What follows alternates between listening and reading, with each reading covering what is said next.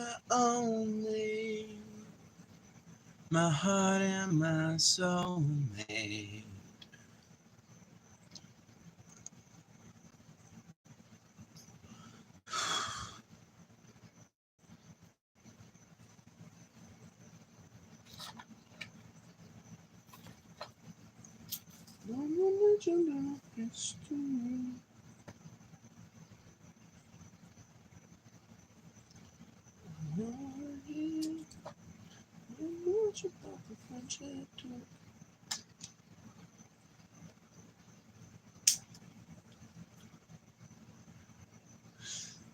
What's up, everybody? It's always a little awkward when you start these up because you don't exactly know where to go or what to say. Hi, Phoebe. It's been a minute. It has been a minute. I hope it's been at least like a week or so, I'd say. What's up, what's up, what's up? Make sure you guys hit that like button as you are stumbling in here. I know that it can be easy to forget that kind of thing, but it really does help the channel, so make sure you're hitting that as you file your way in.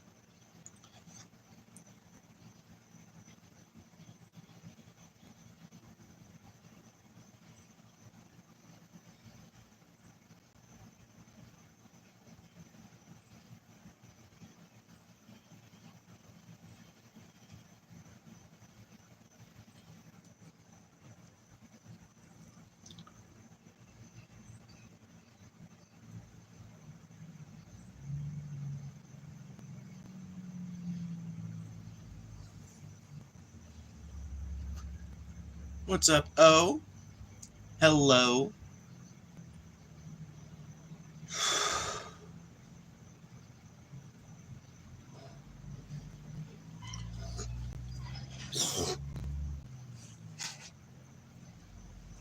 Hey, hey, hey, hey. Riley every day. What's up, everybody? Make sure you guys hit that like button as you're coming in. It really does help the channel. Every single time you hit that like button is another chance to send the stream out to even more people, which increases the quality of your viewing pleasure by increasing the number of people interacting with the chat. So, hit that like button. Da-bum-ba-da. My Phoebe senses were tingling. Good night for it. Good night for it. Yeah, I mean, I meant to go live at 10. Things got in the way, but they didn't get in the way as bad as they do sometimes. So, you know, I'm just glad to be here before 11. That's good enough. That's a victory that I will accept. Okay? That's a victory I'll accept. Hello, orangutan. Hello, everyone. We've got a lot on the docket today. I really do want to talk about this this IP shit, this Israel-Palestine stuff. I mean, I know it's going to come up in the chat. Somebody's going to end up asking me about it. And, I mean, we finally got a piece of news in this conflict that actually means something. That's not just, you know, more bodies and more tanks and more drones and more bombs.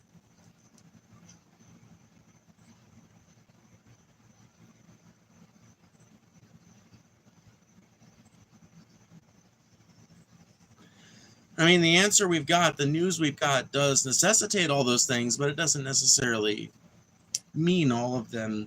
You know, it's not like that sort of thing being put right in front of your face.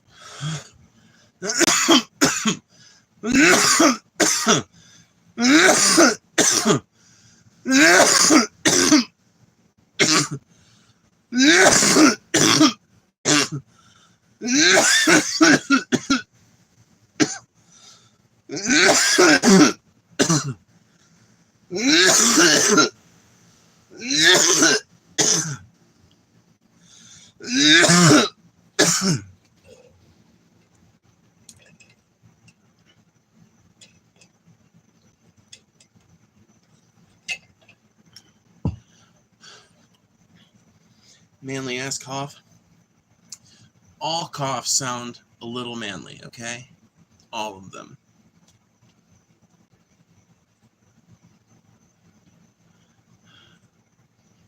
Whoa! Whoa! No way! Yo, Phoebe, it's Hansel from Fairy Fuel. Good to see you again. Hansel. Which one were you? Oh my god. Oh my god. Hold on. Hold on. I'm trying to remember which person you were. Fuck. Oh my god. Oh my god, I'm trying to remember. Because there's like 4 different people that were like hanging around and helping us out with stuff. Did you have any other nicknames, Hansel? I'm trying to remember. I'm trying to place your image in my head and associate the memory. The blonde young man who came to stay with you and Adam. Oh, yeah! What's up, bro? Yo! It's fucking Hansel! Yes, I remember you now. That is so fucking dope. Oh my god. Welcome to the channel. That is so, oh my god. Day made, night improved, week made. This is a crazy coincidence, but as you can see, the channel's been popping off. I mean, we're sitting at 144 people. By the way, if half of you guys hit that like button right now, we would be sitting at 72 likes like that. So hit that like button by double tapping or hitting the little rail. Anyway, it really is amazing. My life has gone such a weird direction since the last time we spoke, but I have a kid now. I'm monetized here on YouTube. I moved back down to Mississippi, so a whole shit ton has changed for me. But it is so fucking cool to see you, and I hope you subscribe to the channel because, like, honestly, I've talked about Rainbow a couple of times on here, and I have yet to find any other Rainbow fam. I have encountered a few dirty kids, but no Rainbow fam yet. You're the first. This chat is worse than a live gore comment section. Sometimes chat is just fucking reprehensible. I've been honestly just talking to Hansel for the last few minutes, so I haven't even been paying that much attention to chat. So they're probably acting even worse than they normally do because they don't feel like they're getting the right amount of attention. See? Cut your hair. You'll look more masculine. Have you considered that not looking masculine might be the point, my friend? Hey, what's up, Ignar? What's up? Hell yeah, sister. That's a huge viewership for one of these live shows. You have a kid and you're in Mississippi? Shit, dude. Good seeing you. Sorry for all the weird queerphobic BS. Oh, don't be solidarity. I always tell people, don't worry. I wipe my tears with my ad revenue, you know? Which I don't make active ad revenue on most of these streams, but still. The idea is that they watch, they add view hours, they help get my channel out there into the algorithm, and every so often, a few people who do agree or who do like listening to me for whatever reason end up stopping by. And a lot of people that disagree with me end up finding their way onto this channel because I like to argue with people who disagree with me. I don't know if you got to encounter that side of me while I was at Rainbow, but it definitely did happen. I just don't remember if you were sitting around with us when I was arguing with that person. It's a really fun thing that we do over here, right? Arguing with people who disagree with us. And every so often, one of those people will decide to stick around for multiple shows, and they become kind of a regular. So it's like a weird kind of environment we've got over here. People are fucking pretty transphobic, pretty queerphobic in general, but luckily for me, I know how to farm their hatred.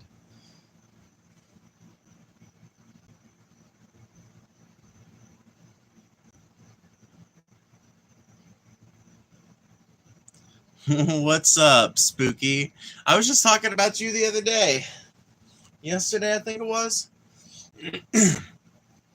Talking about how vociferously you argued with me the first time you were in here and how you're now just a regular. What's up, Matt Blank? What's up, everybody? Make sure you guys hit that like button. Every single time you hit that like button is another chance to send the stream out to even more people and make the stream go out to even more people, make your viewership more interesting and everything else.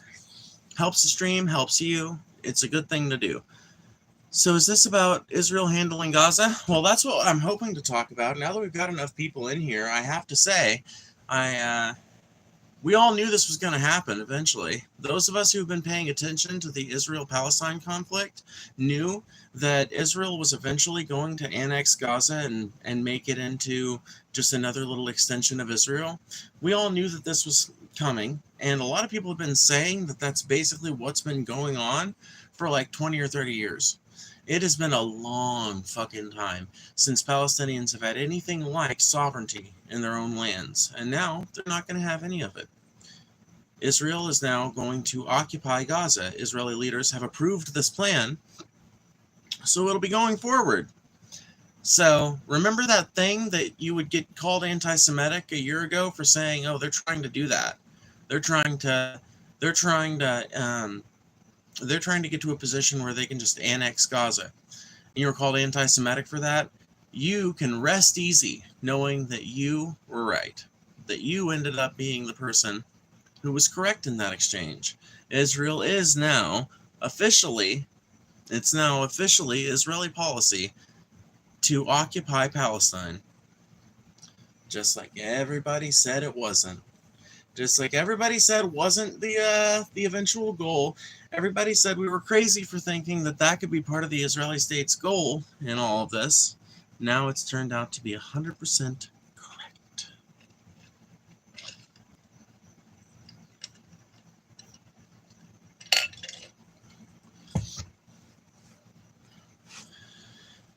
Now the real question in the wake of this, obviously, is what's the international community going to do about that? Are they going to do anything about it? There's no guarantee that anybody does, but more countries have been starting to recognize Palestinian statehood, and I think that this is an escalation of the ongoing issue that these countries that have already declared Palestinian statehood are probably going to respond to in some way. What that's going to look like, I don't know. I hope it's diplomacy. I really do hope that it involves talks with Israel to engage in some disarmament along both sides for a while, to get tensions lowered, to get everybody working together instead of against each other, to kind of get people to know each other. You know, I hope that it involves something like that, but I fear that in today's current climate, not just today's political climate, but with the dominance of the military-industrial complex in our current society, I fear that that's not the solution that's going to be sought. And in fact, I'm pretty fucking certain it's not the solution that's going to be sought. Pretty sure the solution that's sought is the continued genocide of the Palestinian people until there are sufficiently few of them to make the erasure of their culture, the reduction of it to museums and little statues and things like that, can be made complete. And once that is done, they'll bring a bunch of settlers in after doing a bunch of repairs to make things livable again in the areas where they can. And Palestinians will be reduced to a little minority vote in Israel. There will no longer be a Palestine. This is the goal of the Israeli state. This is the goal of the Zionist.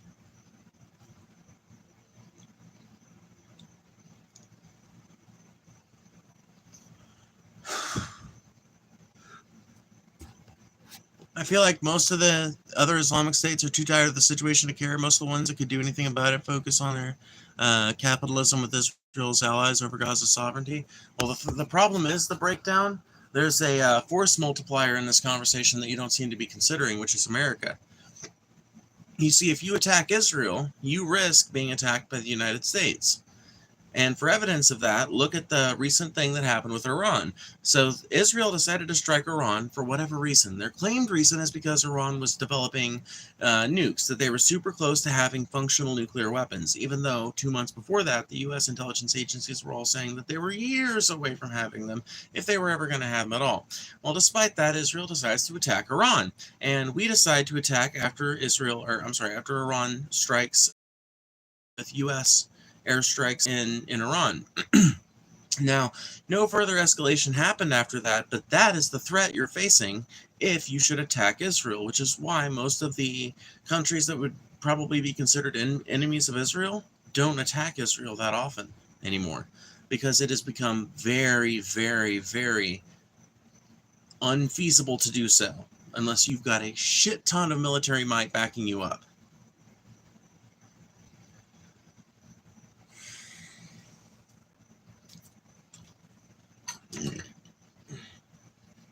But don't mistake the unwillingness of these countries to attack Israel to be some tacit support for Israel's policies. A lot of these countries have railed against Israel's policies towards the Palestinians. They just don't have any effective way of fighting back against it without drawing the ire of the American empire. By the way, make sure you guys hit that like button. It really does help. And if you want to make absolutely sure that your question gets read, consider sending a super chat. I do read every single one as long as it doesn't violate TOS. Hello, sir. Not a sir, but good. I mean, good to see ya. I don't know. Whoa, what's up with the haters on here? You can keep on scrolling by instead of spreading your hate. They could, but then who's going to give them attention today, Chris? Like, if they do that, who's going to give them attention? What, their parents? If they're lucky enough to still live with their parents in their 20s or 30s or whatever, their parents clearly aren't giving them the attention they need, or they wouldn't be in here seeking it from me. Their partner? Oh, man. Nobody in here spreading this kind of bigotry and hate has a partner that gives a fuck about them. So they're not getting it from them. Their friends? Well, if they had a whole bunch of friends they could go socialize with, why are they in here spreading bullshit hatred in my chat? And the only answer is that these are asocial, completely online morons that have nothing better to do than to scroll around to different vertical lives and spread their stupid bullshit. It's fun for them. It's their idea of a good time. And I'm milking it like a dairy farmer.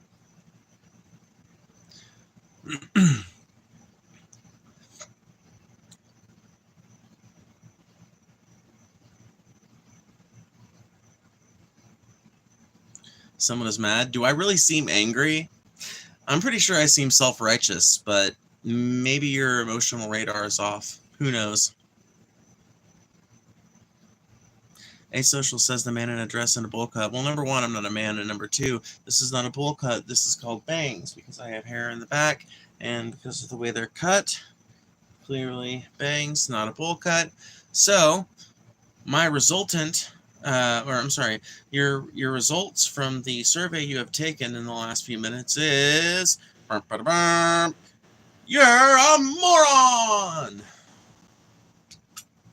I know, crazy thing to have revealed in front of 244 people, but that's how it goes sometimes. Why people like you doing this? Why no one stop you? Because this is America and I have freedom of speech. Cry about it, bitch. Cry about it, whine about it, piss about it. I can't stop your dumb ass from being a Nazi, so you can't stop my ass from being as queer as I want to be. I know, it just breaks your heart, I know.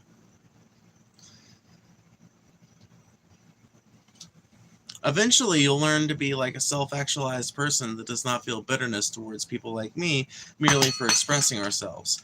Today is likely not that day, but eventually you'll get there.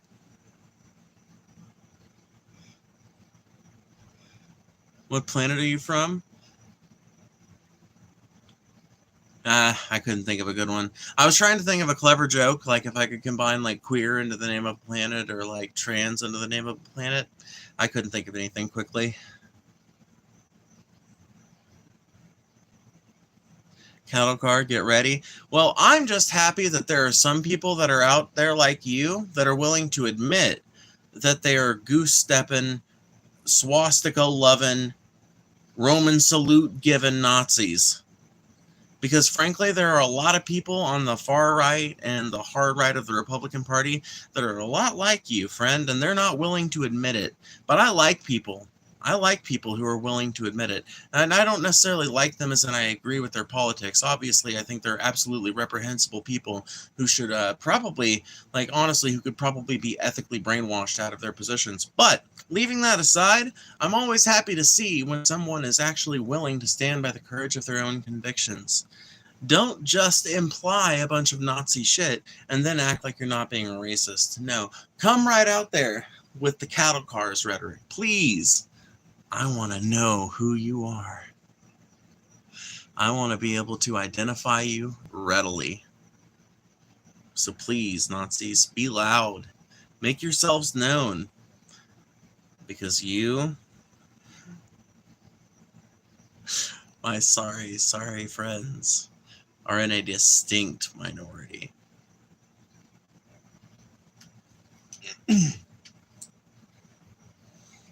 There's nobody you can feel more self-righteous talking to than a Nazi, you know? If it feels great. You can just like shit on them all day long.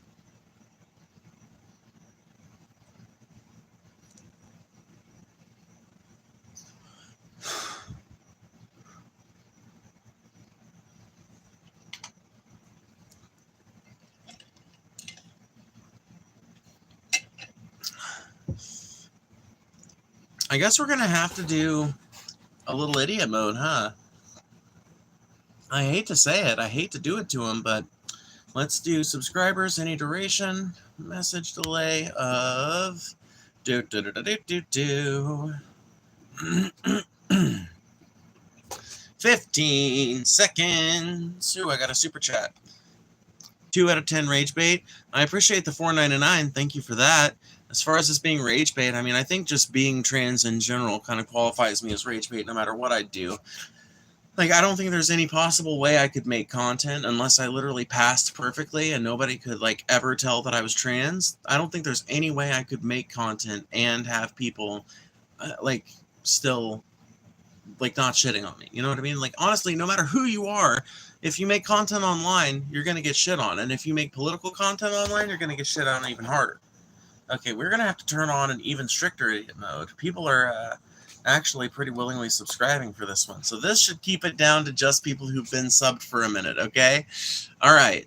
Now let's see who sticks around for a whole minute to actually send a message in here. I really don't care about the hate, by the way. It's just literally going so fucking fast that it's hard to read a single thing. Like it's hard to read a single thing. Which, by the way, a good workaround for that is to send a super chat. I read every single super chat, no matter how much you disagree with me or whatever. I really don't care about any of that. Just don't break the TOS, and I can read your chat. And we'll argue about it, and your standpoint can become part of the conversation. I'm perfectly fine with that. By the way, hit the like button. It really helps the channel. You aren't saying anything crazy or controversial. Your existence is controversial. Exactly, Krista. By the way, it's nice to see you over here. Thank you for showing up. I'm always happy to see people from the DFF community showing up over here. Because there's actually not a wide cross-section. I get accused of that a lot, but it's actually, like, I would say 95 to 5. 95% people that have just found my channel and like to hang out for whatever reason, and 5% people from the Pessimist Productions community, which to me is a sign of my abilities as an independent entertainer. But anyway, good to see you over here. But yeah, my very existence is controversial. None of my opinions are all that controversial. I'm not a Nazi. I'm on the far left, but I'm not like a hardcore, like, disenfranchised men kind of, like, you know, I'm not that weird as a far leftist, you know? Like, I'm not, I used to call myself a primitivist. Now I think I'm like a primitivist on a pessimistic day and a futurist on a good day, you know? Like, if you catch me on a, on a day where I'm feeling kind of pessimistic, I'll be like, man, we can talk about all this futurism bullshit, but the truth of it is we're going to run out of oil and our species is going to return to living like we did before we ever fucking managed to light a fire more reliably than with wood. You know, like just like get over this idea. But if you catch me on a good day, on a happy day, I'll be like, look at all the crazy shit we've done. Look at all the crazy shit we'll do. You know? Fatty, worst haircut in history, sir. 1 out of 10. Well, thanks for the $2, bitch. I really don't give a fuck.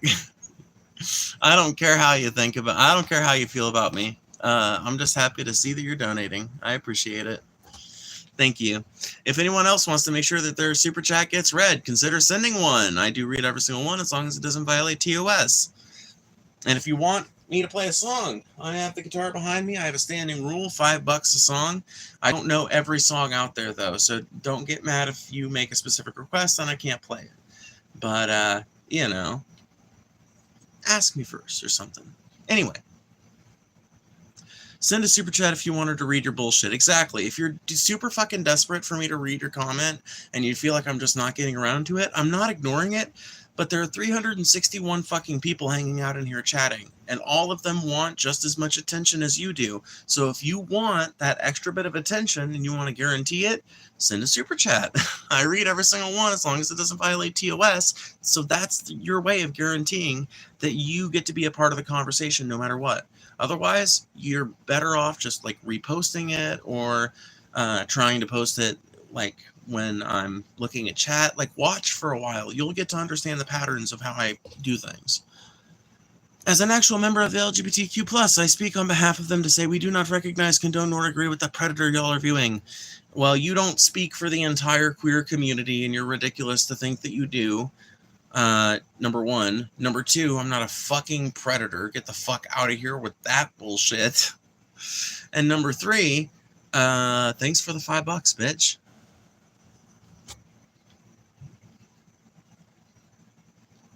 I love these motherfuckers who are like, as the person of this community who was unelected to this position, let me just put myself in the position of spokesperson for this entire fucking community of people, many of which who don't even speak the same language as me. It's like, who are you, fucking retarded? Do you have the functional IQ of a lemon? Poo poo, pee pee, caca, sabadoo, zabadee doo doo. I like that. I like that. That $2 super chat, that was the best super chat all night.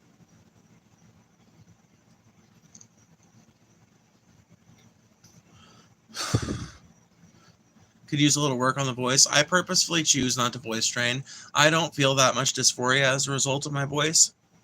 I guess sometimes I'll hear it and like think, ugh, whatever. But like most of the time, honestly, like when I'm rewatching these, I don't, like, my voice doesn't strike me as particularly masculine. It doesn't strike me as particularly feminine either. It just strikes me as kind of like an androgynous voice, which I actually kind of like, you know? I'm fine with it. It's not one of the things that drives my dysphoria heavily, so... Like, if I could choose to be born with a higher voice, I probably would. But, like... I'm fine with what I have in that department at the very least, so that's...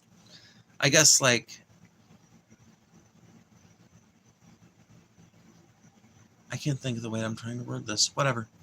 Some thoughts are just failures, okay? Some thoughts go nowhere. It's just how it happens sometimes. Ah. You ever get a hair in your mouth? Shit's gross.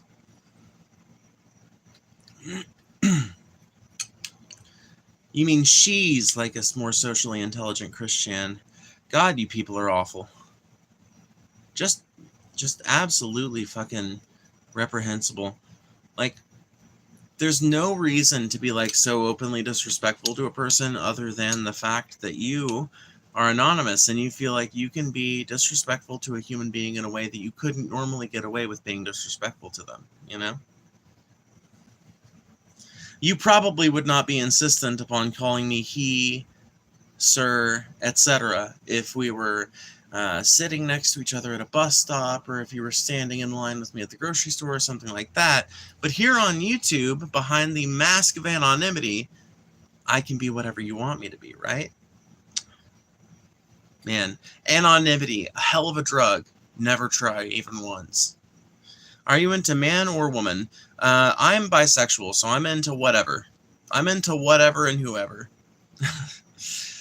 Like, honestly, pansexual is the description I've heard fits me better, but bisexual is the terminology I grew up using, so that's what I'm familiar with, and that's what I use for myself. But yeah. Thank you for the $2, by the way. I appreciate that. Excuse me.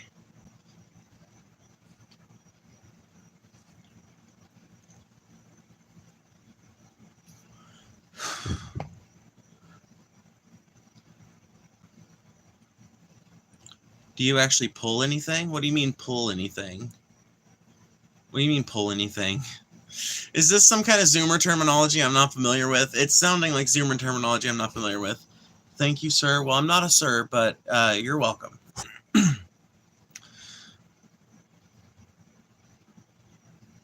Oh no! They're quoting Acts at me!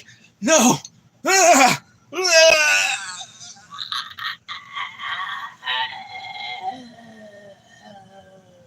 Just kidding. I'm fine.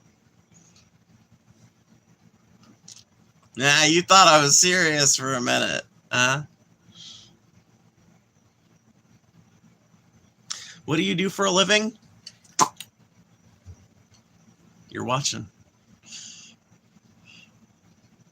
I don't make much doing this, but what little income I make doing this.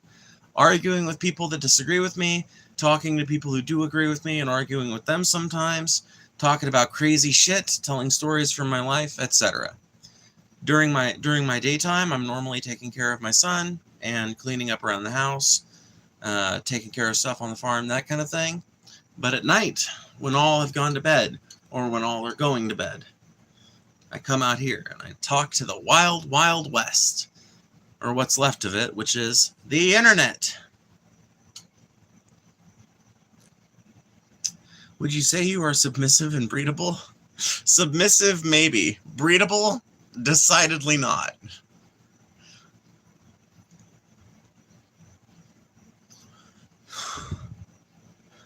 So what family member decided could cause you severe trauma? My cousin, but I knew I was trans before I was ever molested, so. Like, nice try. But in my particular case, I was trying to wear girls' clothes and hanging out with mostly girls when I was like 6. And I didn't get molested till I was like 8, so.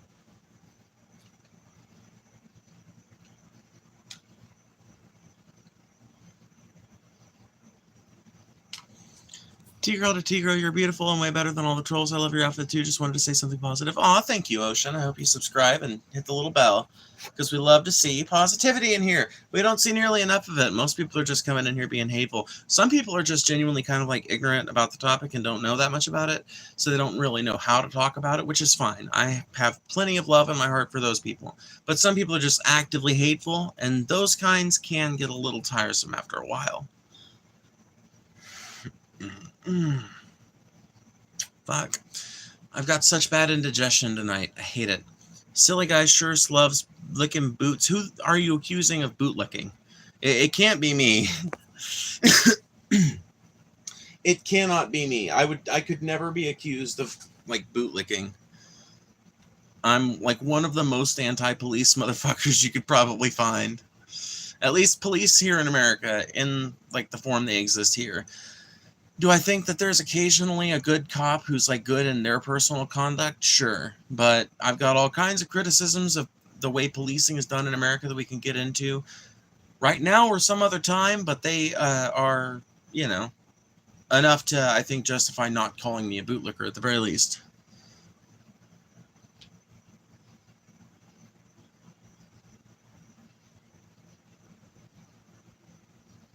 I'm supportive of you. Do you honestly think you would be accepted in Gaza or any other backwards radical Islamic society in Tel Aviv? You would be safe? Well, here's my thing, wasted potential. Just because I wouldn't be safe in one of these countries doesn't mean that justifies the bombing of these countries, you know? There are a lot of those people. There are a lot of Palestinians who wouldn't be safe in the average American trailer park. I mean, you recognize that too, right? Does that mean that justifies those Palestinians saying, like, let's say, because people are always citing Hamas in their death to America rhetoric. Do you think the fact that there are a lot of Muslim people who would not be safe just walking around lost in the average American trailer park means that people in that group are justified to say death to America? I don't think it does. I don't think their hatred for me, whether that exists or not, which I would dispute the idea that it's like as roundly established as some people say it is, but my point is that regardless of how they feel about queer people, that does not justify bombing them. If they have like socially deleterious ideas that are causing harm to their citizens, there are ways to deal with that, ways to change that, ways to negotiate better behavior out of them that don't involve bombs and tanks and soldiers and death and displacement, refugee camps, constant moving, the war crimes. What possible justification can there be for this, no matter how hateful these people are? Their children, their babies, them too? How much blood must be shed before we say, okay, they've paid for some of their group's hatefulness?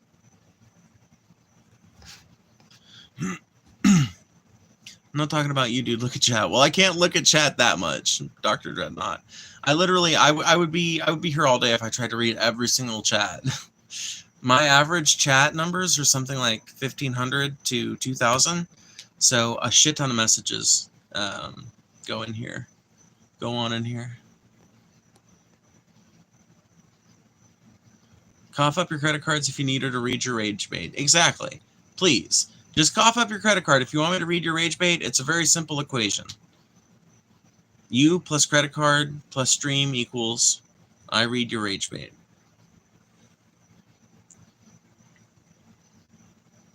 Based, Blair White has your same opinion on Israel? Oh, well, hell. Maybe Blair White has some fucking good opinions after all. I've only ever heard about her like transmedicalist kind of stuff, which I disagree with. But if she's got a base position on Israel, she's got a base position on Israel, dude. Credit where it's due. I don't give a fuck. I really don't give a fuck what political party you align yourself with. When you're right, you're right.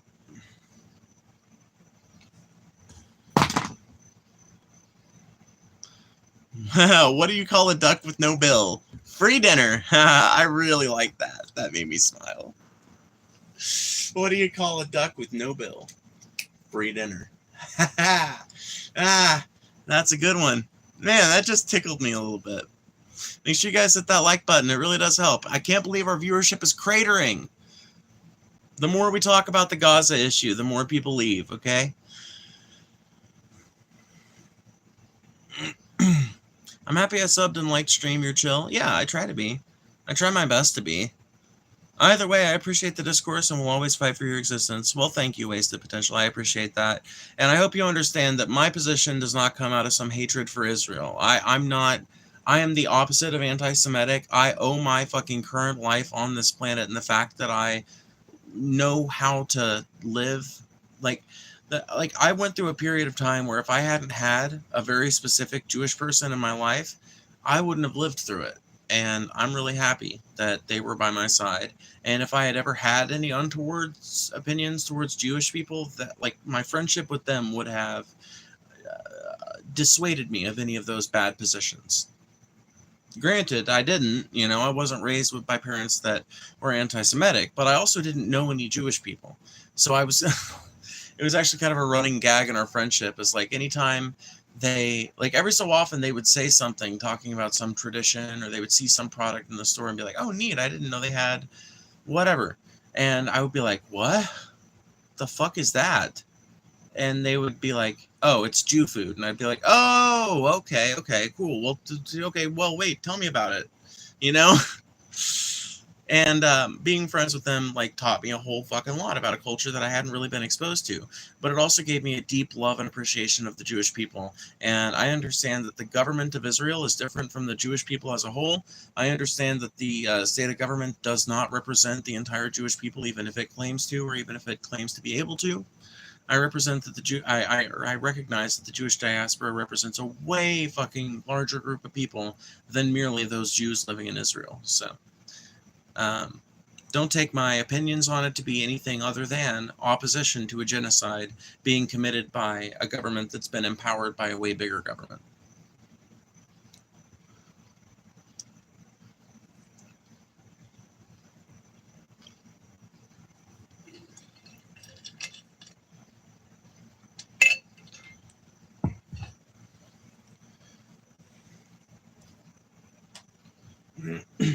Thoughts on gooning? I mean, people should masturbate if they want to. I don't know. No particular opinion, I guess.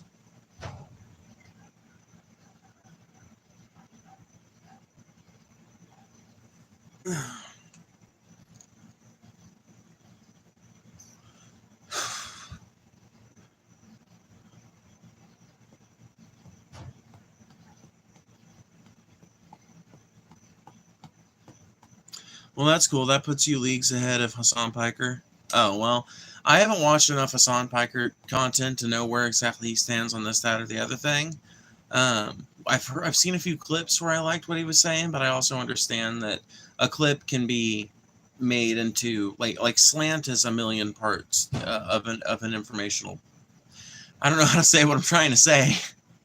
Slant is a big part of how information is perceived, right? And so I don't take it with anything more than a grain of salt, But yeah, like I'm not anti-Semitic in any way, and I would never want to be accused of such.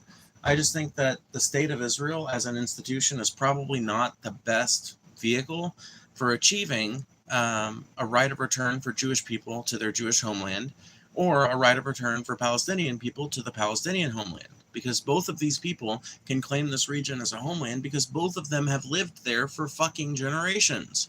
It's only been in the last fucking 100 years or so that there have been a bunch of people saying, no, this particular part is just for Jewish people. It's just like, whoa, hold the fucking phone now. That was never how it was. Motherfucker. There were particular areas that were more Jewish and particular areas that were more Palestinian, but, and obviously, like, Palestine's more towards the southwest, Israel's more towards the northeast or whatever, but it's like, these regions were not as strictly delineated as people make them out to be now. People act like it was some fucking giant, massive delineation. No. There were Jewish people living in the British Mandate for Palestine. There were fucking Jewish people living in that region before the fucking British Mandate for Palestine. There have been fucking Jewish people and Palestinian people living more or less cheek by jowl in that fucking region for thousands of years. Asking them to integrate into one fucking country that assures rights and equality for both of them is not a big ask in my head. In my mind, that is not asking a whole lot.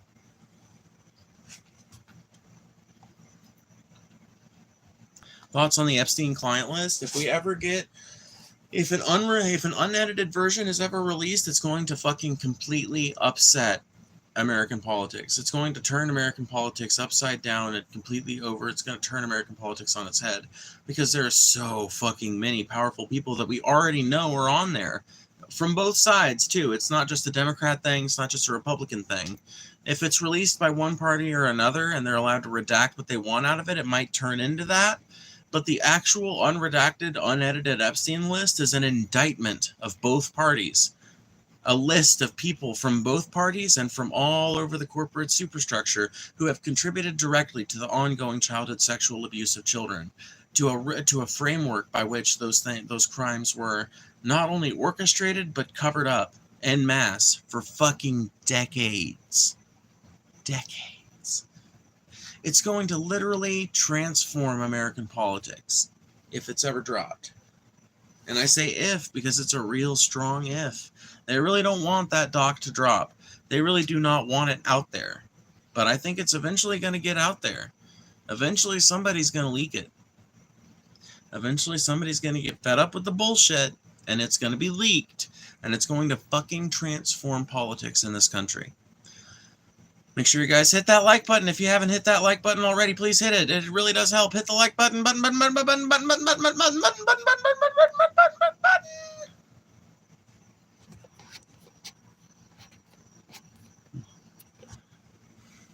Personally, the whole Israel-Palestine debate feels like a massive ask. No offense, but it's like drawing lines in the Middle East after World War I. I don't think it does, dude. I don't think what I'm particularly asking for in the Middle East I don't think it's that outrageous. Like, if we can divide these two countries, why can we not put them back together? They were together for a long time, and it was only the fucking massive fucking amount of willpower dedicated towards the prospect of building Israel that led to its creation. And that was in the wake of World War II. The project of Israel had all kinds of fucking people trying to get it started before World War II, but it was really during World War II and after that they were able to gain the amount of power and the amount of PR, really, in order to pursue the goal of establishing a Jewish state in the Middle East.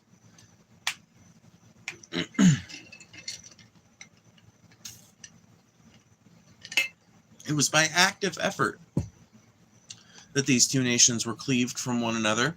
It is through active effort that they will be woven back into one. But have you ever heard I'm a country kid. I grew up in the country. I grew up in the deep South. I'm from Mississippi. And there's a little saying, nothing in life worth doing is easy.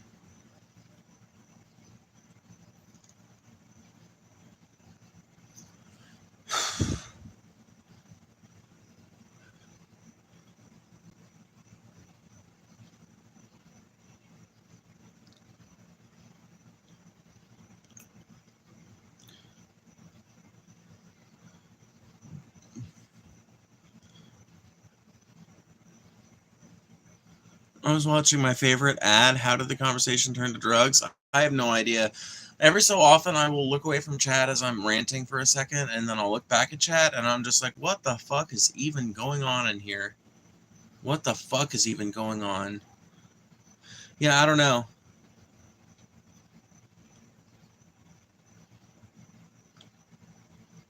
That's what Britain, France, and Russia did. They decided to divide up parts of the Middle East. Oh yeah. Well, yeah, like international politics have been embedded in the local politics of the Middle East for, like about 100 years now. In the wake of World War One, it was when the first like divisions started happening over there. But honestly, a lot of it goes back to even before then. I mean, if you think about it, really the first intrusion of Western society into the Middle East was back during the Crusades. That was the first time Western society ever decided to fuck with the Middle East. Everybody acts like it was like back in the fucking World War One days or back in World War Two days, or some people will even be like way modern minded and they'll be like, oh, it's the 80s. We started fucking with the Middle East back in the 80s. It's like, wrong, wrong. We've been literally fucking with that region for almost 1,000 years now. Think about that. Think about that.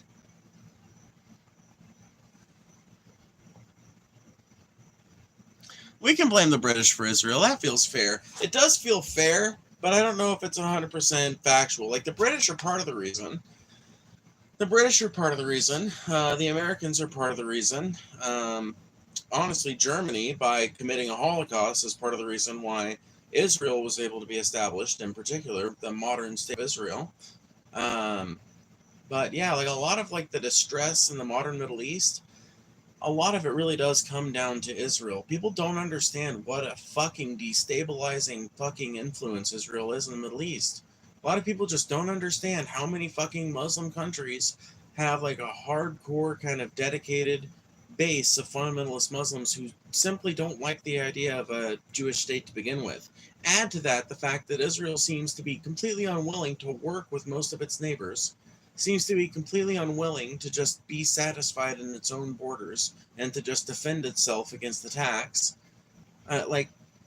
It's hard to blame them for not being willing to just sit idly by in the face of this threat to them, right?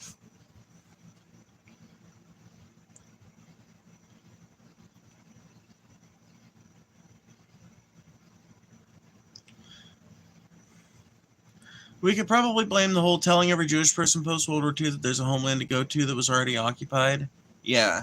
I mean, that's really what's to blame ultimately, is the aftermath of World War II created a Jewish refugee crisis. America was pretty racist at the time. Britain was pretty racist at the time. And not only that, but Britain really couldn't handle that many refugees. They were rebuilding their own country.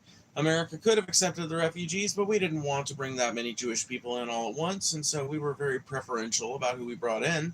And meanwhile, we started helping massive amounts of Jewish people to immigrate to Israel. After terrorist organizations like Lehi, or Lehi, I don't know how it's pronounced. Lehi, I don't know how the fuck it's pronounced. But after terrorist organizations like that one started to secure more and more land for Israeli settlers, more and more of them started to pour into this region, and that started to stabilize this kind of like notion of a future Israeli state. And almost immediately after that is when problems begin, right? Because pretty much immediately after World War II, America realized that things were changing. The world was changing. American production was up. Things were going to keep getting built. America was on the fucking upward slope, baby. We needed to expand. And what do you need to expand? Well, at that time and in that economy, and even today, the answer was oil. You need lots and lots of oil. And even back then, we knew that Iran had shit tons of oil, that Iraq had shit tons of oil, that Kuwait had shit tons of oil, that Israel and Lebanon and all these other fucking Middle Eastern countries have lots and lots of oil or mineral wealth or some other fucking thing that you really, really want. Well, I don't know if Israel has any of that, but you know what Israel does have? A big population of people indebted to the United States. You know what that means? We've got a nice, well-supplied military base to run our troops out of anytime we need to destroy a little bit of property somewhere in the Middle East. Anytime we need to run operations over there, we've got all of Israel to look at as one big, giant military base to launch operations from. That's what utility Israel provides to us in the region, if you've ever wondered. Most of what most people misinterpret as racism is just actually pattern recognition. Hate is rarely a part of it. I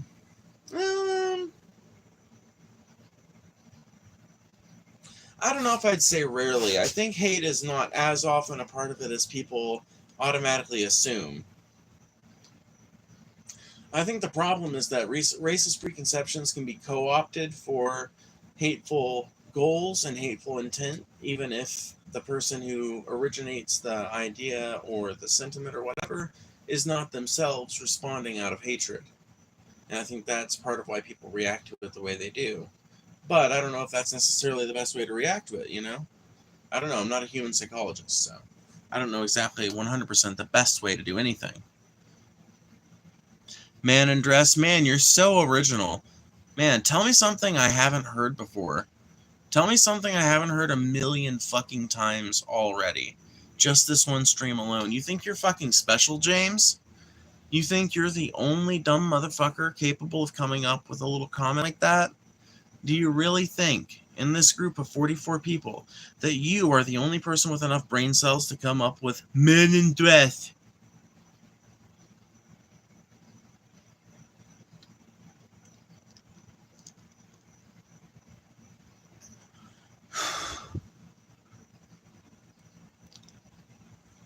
We paid for Israeli citizens free healthcare and education, but I thought free healthcare didn't work.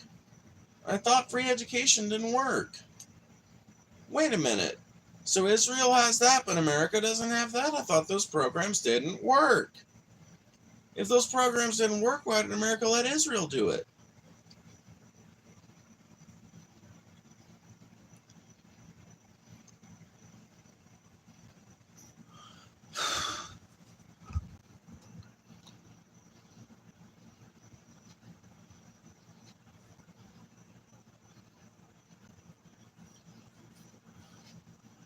Yep. No PFP because he's smacked down a lot. Yep. Krista knows. Krista, why are you not a mod in here? I don't know if you'll even be showing up to more streams, but I'm going to go ahead and mod you.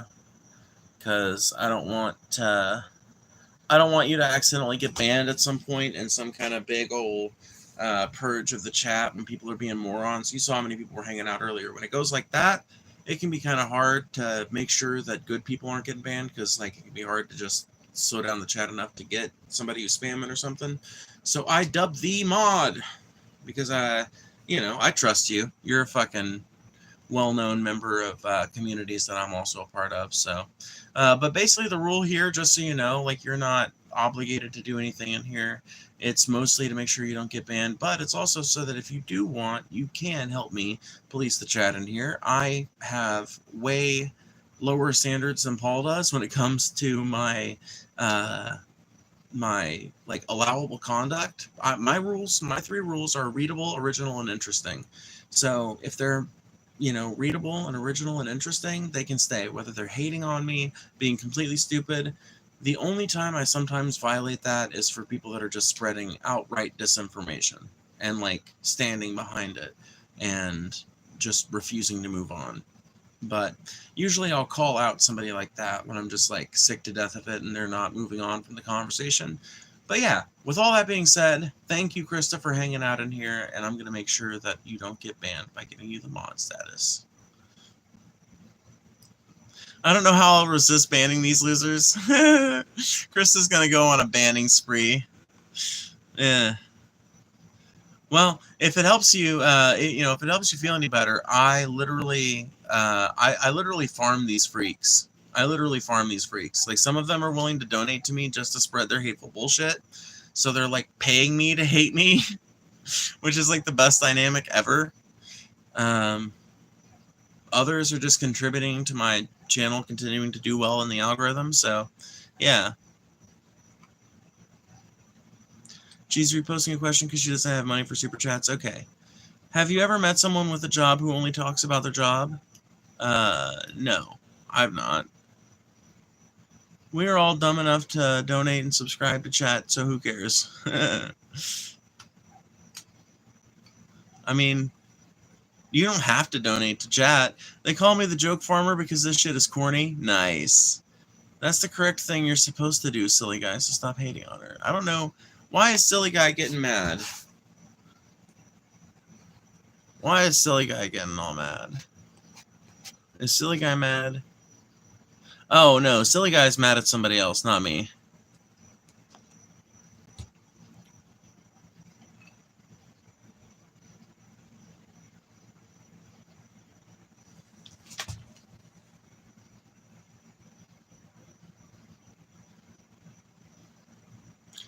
Oh, thoughts on the Sydney Sweeney ad? Marketing genius.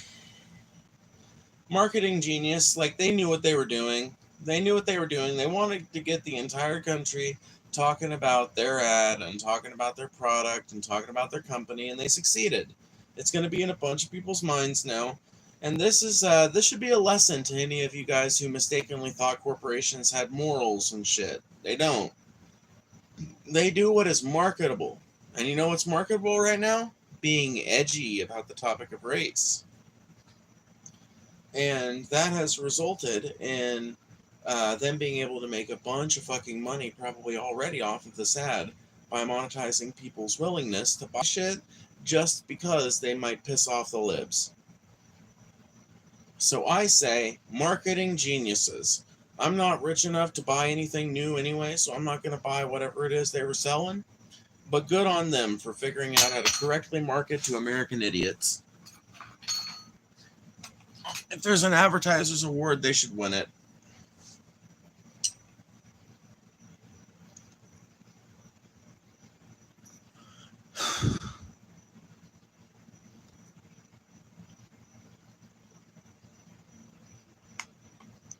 I'm edgy low-key, and I said bad morning to my teacher instead of good morning. Nice. It's true, I think Gillette had some women with beards in one of their ads.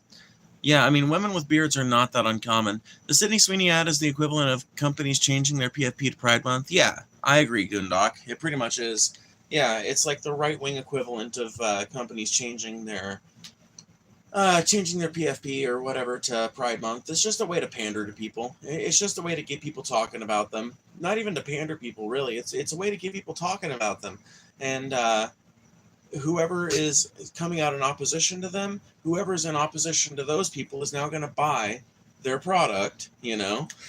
So, like I said, brilliant fucking move on their part, and just in terms of sheer marketing.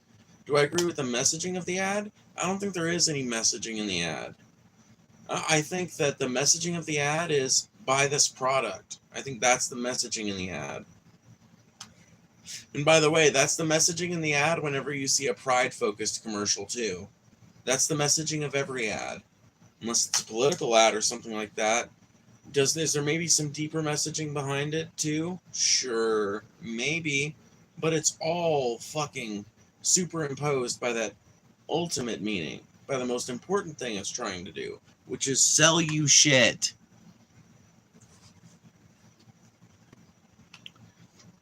That's all they want is our money, never give a damn about us. Exactly. You cannot look to corporations for your satisfaction. You cannot look to corporate America for your happiness or for your validation or anything else. Corporate America will disappoint you every time. What does cis mean? It is it's a prefix that I believe descends from a Latin root meaning the same or similar. So cisgender is an example you can use. Cisgender means you have the gender that matches the sex you were born at birth, right? So you have the gender that is consistent with the sex you were assigned at birth. So same gender, cisgender, as in same gender as the sex you were born at birth is often correlated with. So I'm having trouble thinking of other applications of that prefix, though. I know there are some other ones, but I'm just having trouble thinking of them.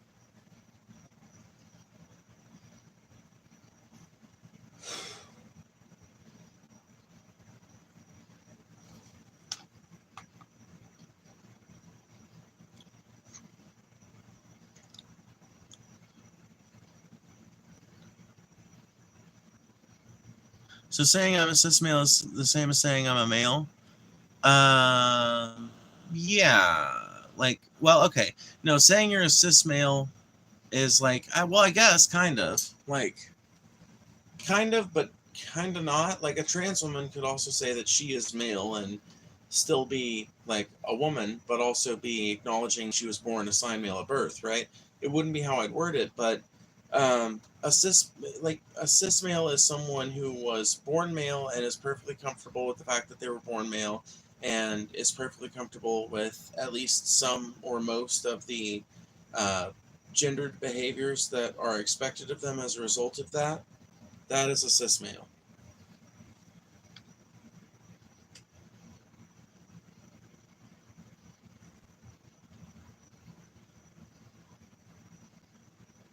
Cis is like an infected pimple, I think. Yeah, it's an infected pimple. You got to get it checked out.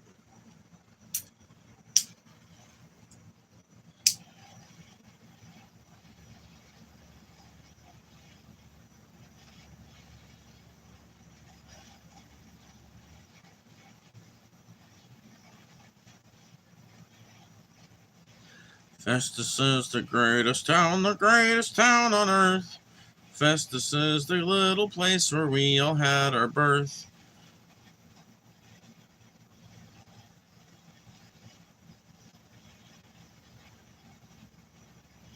We live south of St. Louis and we love our.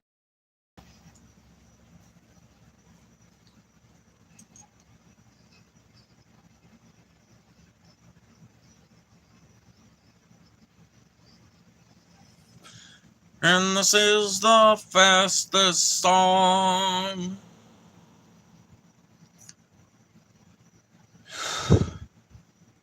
Can you expound on your opinion and views on transmedicalism? Yeah, I think that it's wrong to exclude trans people who have not been able to go through hormone replacement therapy or sex reassignment surgery or something like that from the trans community, because I think that ultimately what makes a person trans is not their body. I mean, that's kind of the whole point. I mean, I guess that's part of it, right? Like, it's a reaction to a person's body not matching up with what is going on in their brain, but it's ultimately a psychological thing. You know, it's a psychological thing, and so if somebody feels that, they feel it, regardless of whether they're able to get HRT. And so saying somebody's not trans until they can get HRT just puts up a needless fucking barrier between people and their ability and right to openly self-express. So I think that people who insist upon some kind of medicalist definition of being trans are being exclusionary to people who just want to express themselves and live as their most authentic person.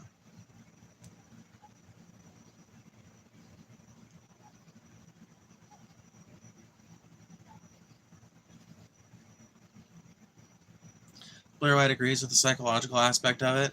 I've just heard her say things like, or at least I've heard of her saying things like trans women who don't pass shouldn't go into bathrooms, which is like a thing that I'm against, because like, who gets to determine who passes and who doesn't? Like, is it a panel? Do you have to go through the panel before you go to the bathroom, or do you have to apply for like a bathroom license as a trans person? Like, how is this going to work? And you never really hear good answers from people on that question. You never hear good answers from people because fundamentally people don't really know how that would work. You know, everybody can kind of, like, nobody can put their finger on exactly what makes someone look feminine enough to pass, you know?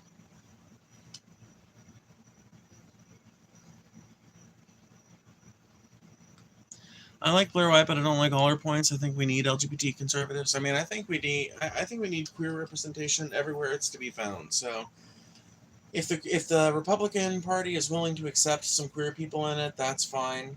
The Democratic Party obviously has been willing to accept queer people in it for a few years now, and that's good. You know, we need more queer representation than just, like, in general, because, like, the fact of it is, queer people are a part of life. They've always been a part of life, and there's no reason why we shouldn't be accepted as a part of life. And that's going to mean accepting us in some places where some people probably are not used to seeing us.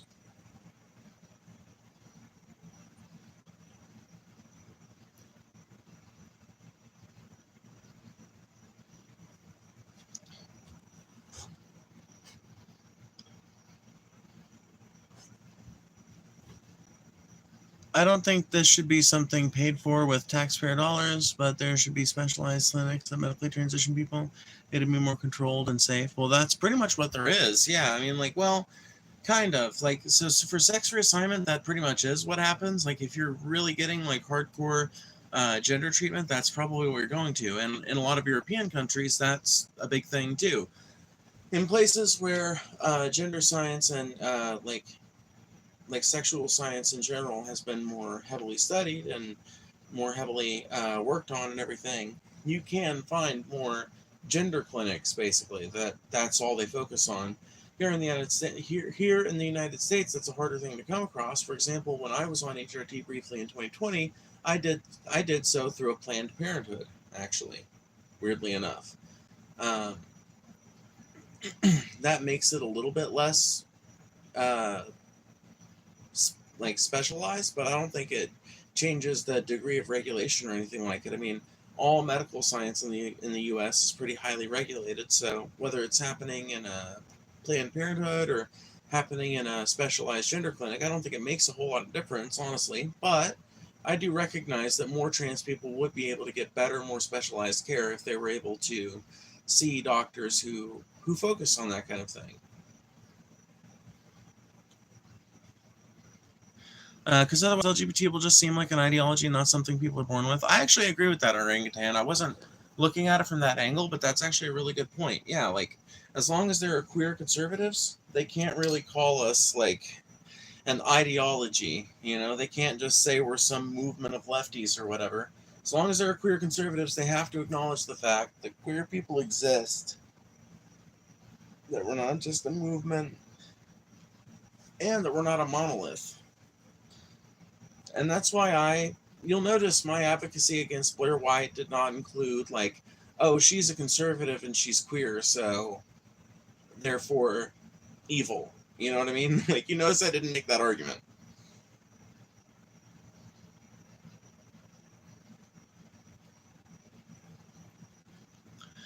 Your ideology is informed by your social group. LGBT people are no different. Yeah, I mean, just to a limited degree, yeah. Based orangutan, I agree. Yeah, I agree too. Thoughts on changing characters, genders, or roles or races in movie remakes? Good if it works within the story. If it's something that builds on the story nicely or plays into the story nicely. Bad if it's done just to satisfy some need to have a brown person in that role. Because, like, I think that just hurts the cause of people getting better and more meaningful representation in the movies. I think if you really want black and brown people to be represented in the movies and represented well, then you need to let them, like, be in what roles they're, like, cast and sought out for, in my opinion. And this is the opinion of, like, a white bread motherfucker. I get it. But in my opinion, like Black Panther, for example, that's a role written for a black person. What if you made the Black Panther white? Is that a watchable film? Now, I like the Black Panther movies. I know a lot of people don't. I like them. Is Black Panther a watchable film if you make it a white person? I don't think it is. I think the premise starts to fall apart pretty damn quick if you make it a white motherfucker. I think it's pretty critical to that movie that the lead dude is black, you know? That said, there's a lot of movies with white people in the lead where that's not critical to the story. And it could be interesting to let some racial politics play out as a part of their character, especially if it's a character like, okay, what about a remake of Rambo, where Rambo's a Mexican dude? Oh my God, that actually might not be a bad idea. What about a remake of Rambo where he's a Mexican guy, right? Because think about the way Rambo is treated in the first movie.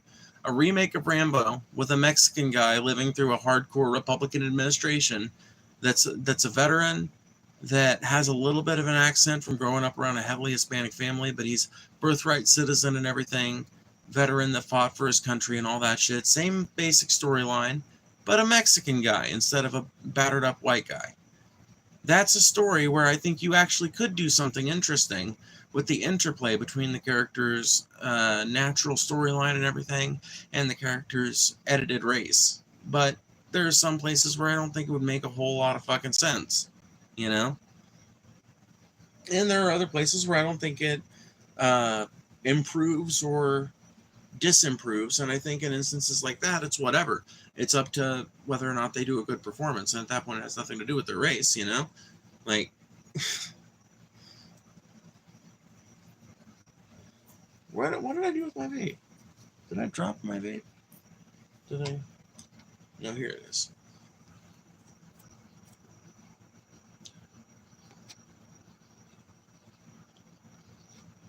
The people you have to worry about around children horrific are straight white cis males. That is who, and by and large, is molesting kids. Yep, Krista, 100%. And Desi, yep, you're right.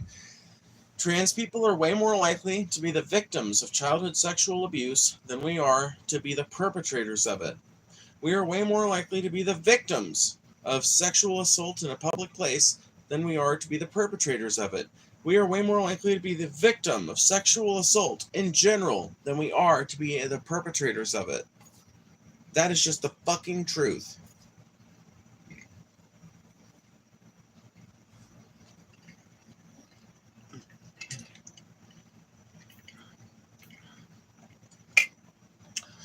I hate to say it, Desi, but you should be. Desi said, I'm afraid for trans men going into stalls and getting assaulted. You should be, because like I said, trans people statistically are way more likely to be assaulted in a public bathroom than we are to assault anyone in a public bathroom. So yeah, trans men are at risk, trans women are at risk. That's why trans people, a lot of trans people right now are like doing their best to avoid public restrooms, and I'm one of them. I use the bathroom before I go out into public. I make sure that I've used the bathroom before I go out. And if I do have to go to the bathroom in public, I make sure that I go to one of those one-person bathrooms with a door lock. Preferably one with a little deadbolt thing or something like that. That way nobody can get inside that fucking bathroom while I'm in there. Because I don't trust people. I don't trust motherfuckers anymore. Because even if I do go into the right bathroom, a lot of these people don't give a fuck.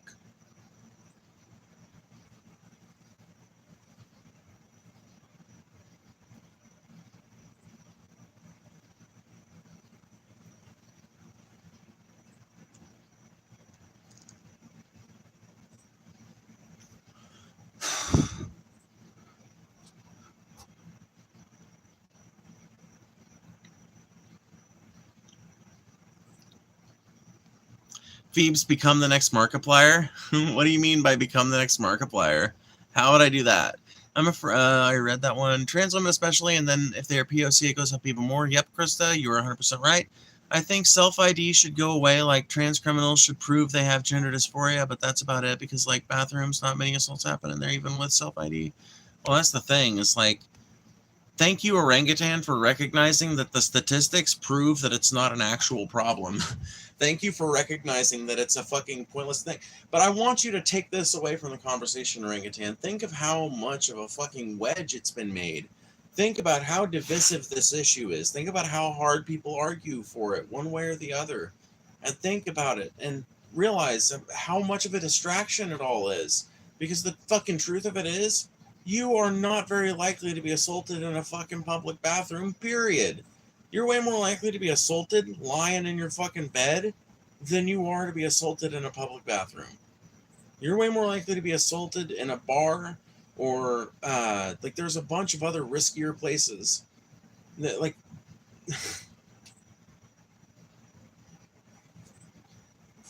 bathrooms, like public bathrooms are like way down that list.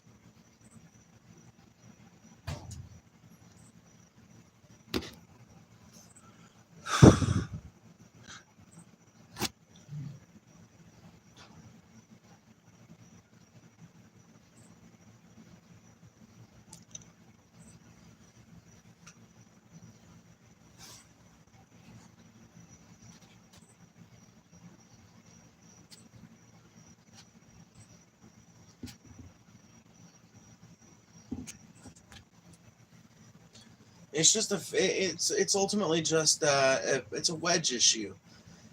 That's a phrase you used to hear a lot more in political analysis and in criticism in politics. You used to hear people use the phrase wedge issue.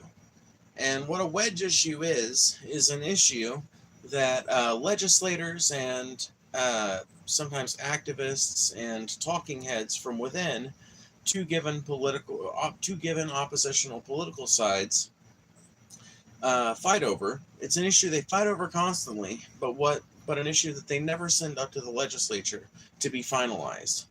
An issue that just never really becomes permanent law, that really never gets fully adjudicated. It's a constant debate, it's a constant argument. You want to know some other wedge issues in our country? Abortion. Abortion's a wedge issue. Trans rights are pretty much being used as a wedge issue.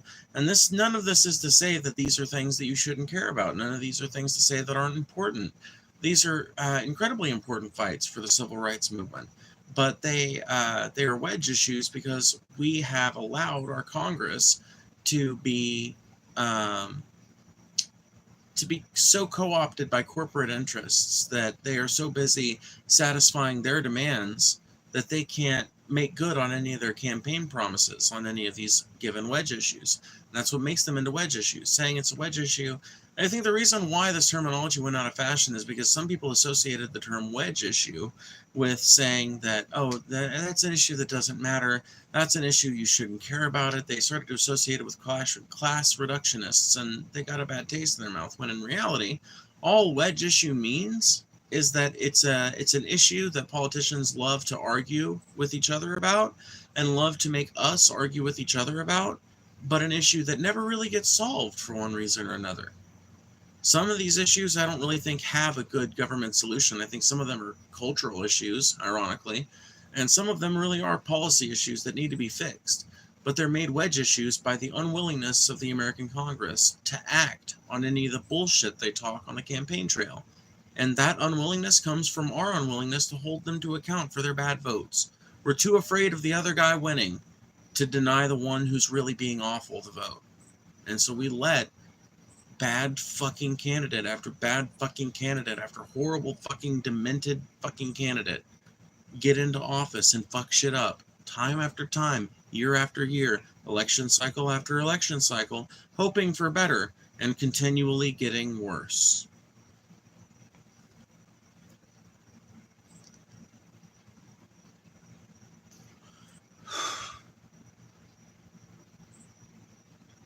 I remember in kindergarten, some kid missed the toilet completely and pooped on the floor, but they had half diarrhea. Oh my god, that's really disgusting. That's horrible. That's fucking so gross. What a horrible day to be literate. What a horrible day to be literate, y'all. Okay, votes in the chat. Votes in the chat right now. So things are starting to die in here, and we've been streaming for about an hour and 18 minutes. My phone seems to be charging up while it was.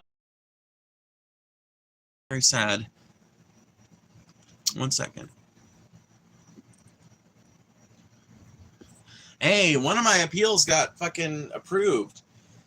So one of my streams got age-gated a while back, and I decided to go through most of my streams that got age-gated in the last 2 weeks or so and try to appeal them. And most of them got rejected, but one of them just got accepted or whatever. So hell yeah, one of my streams is no longer age gated, so that's good. I have a feeling that I'm gonna keep doing that and keep on trying to appeal when I can, because I really do want to keep my channel monetized and prioritized in the algorithm as long as I fucking can. What if there was actually shit? Oh my god, why are you guys on this fucking weird ass topic? Man, dude, what the fuck, bro?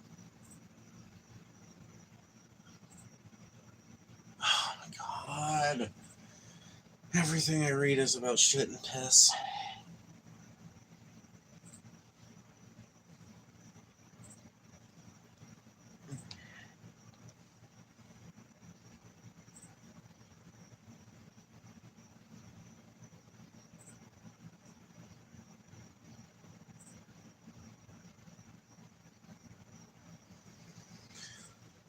Whew, so.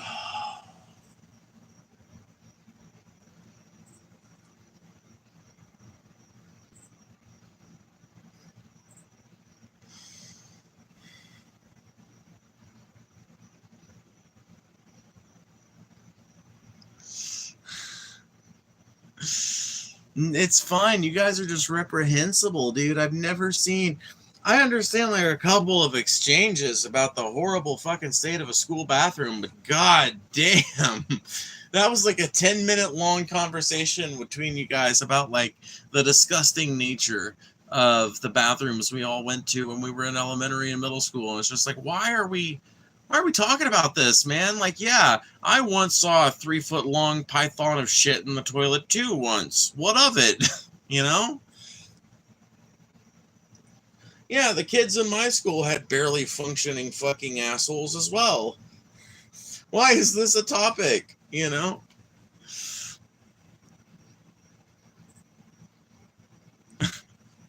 Yeah, well, everything I was reading was about shit and piss, man. Like, literally, I read like 3 comments in a row looking for, like, desperately looking for a piece of driftwood to cling onto in the sea of shit and piss.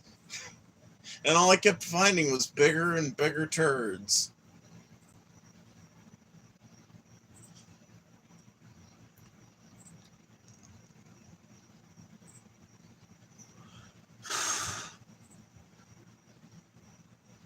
How old am I? I will be 27 next month, actually.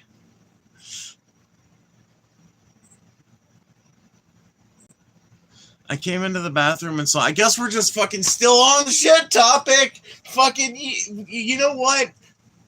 Let's do it, y'all. Okay. Fucking here to talk about shit, piss, and cum and sweat and all kinds of disgusting shit. Let's do it. I came into the bathroom and saw my friend trying to shit in the urinal. There was just a little pebble. You can't make this shit up, folks. Motherfucker wheeled around, squatted down, pulled them pants down.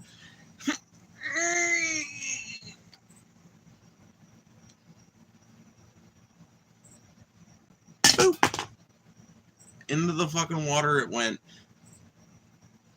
Motherfucker probably tried to flush it. Think about that. Do you think motherfucker tried to like push it down with their fingers and shove it through the holes and like cram it in there? And then, like, do you think they washed their hands in the urinal water? Or do you think they went over to the sink and washed them in there? You guys, I don't even want to hear no shit because you guys are the ones who wanted to talk about shit and piss and toilet paper and school bathrooms. So we're going to do it. Yeah, did they waffle stomp it? Did they waffle punch it? You think?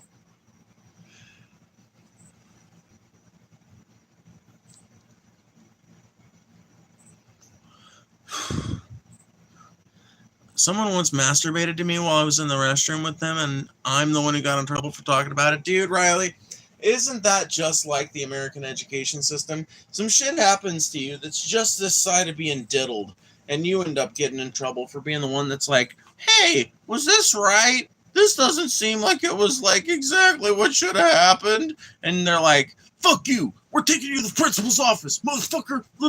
It's like, god damn. Fucking talk about victim blaming. Oh, fucker. No wonder they need Priya. Man, they need Sriya. Fuck.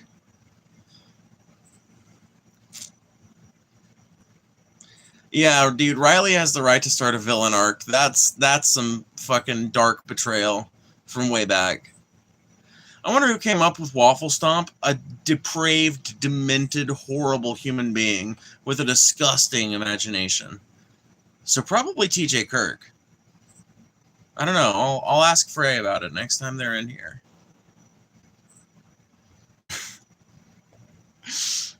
I mean that entirely as a compliment, by the way, if that's not clear. I knew I'd get a couple of giggles.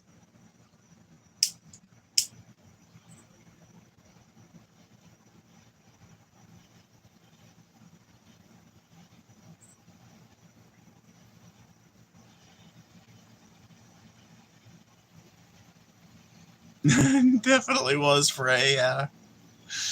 I love how the consensus in chat is like, you know, I didn't think about that, but you're probably right. Yeah.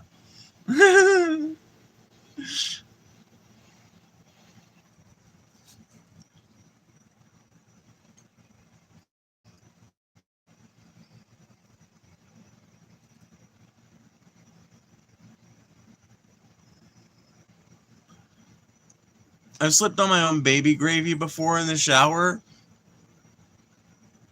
What a horrible day to have eyes. Man, I'm glad I took a fucking fat dab right before reading that. Yeah, dude, and just think about how much cum you have to produce. I'm probably not even allowed to, well, whatever. I'm talking about it anyway, I don't give a shit. Imagine how much cum you have to produce to slip on it in the shower. Because, like, if you produce, like, a normal amount of cum, that shit should wash away pretty quick. You gotta produce, like, a pretty monstrous load to have enough of that sticking to the shower mat that it's like a slip hazard. So that's like a real TMI. That's like a real TMI that just happened, y'all.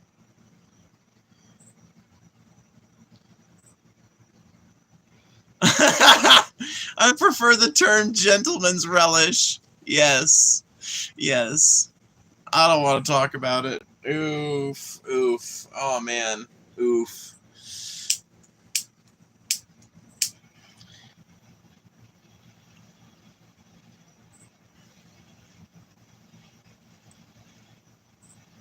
Man, I can't believe Hansel was in here earlier. That made my whole fucking night. Next thing I know, Adam's going to be in here one of these days.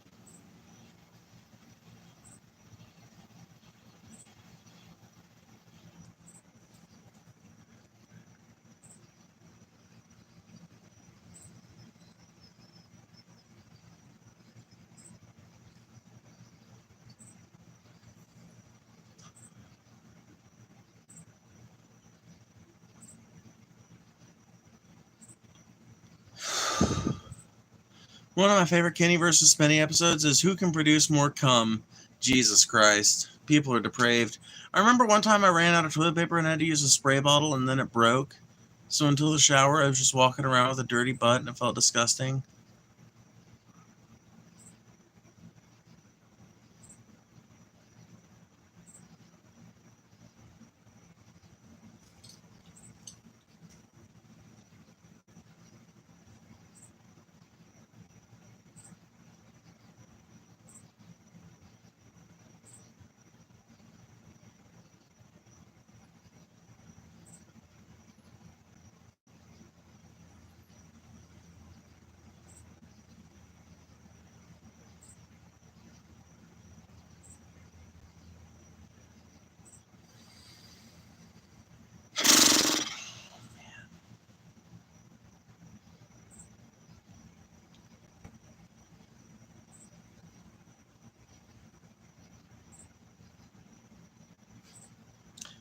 I'm going on a strike of silence until someone super chats $5 because I've had to endure this conversation.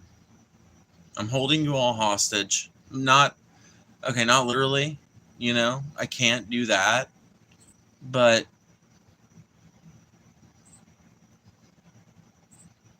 this conversation is depraved.